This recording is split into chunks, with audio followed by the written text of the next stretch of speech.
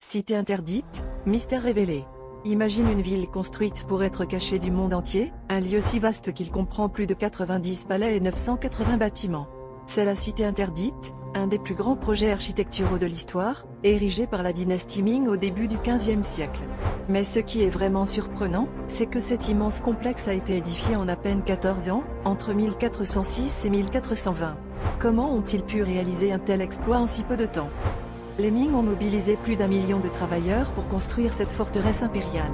Les artisans ont utilisé des matériaux rares et précieux, comme le bois de Phoebe, une essence presque disparue aujourd'hui, et des briques dorées, dont la qualité surpassait toutes les normes de l'époque.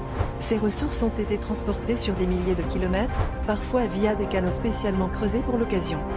La Cité interdite était conçue pour impressionner et intimider, un symbole de la puissance absolue de l'empereur. Les murs rouges imposants et les toits dorés témoignaient du statut divin de l'empereur chinois.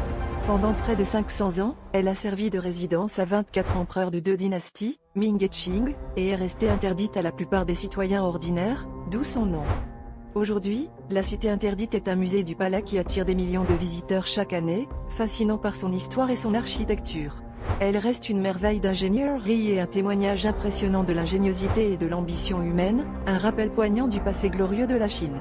Mais au-delà de sa beauté se cache une histoire de pouvoir, d'isolement et de mystère qui continue de captiver le monde entier.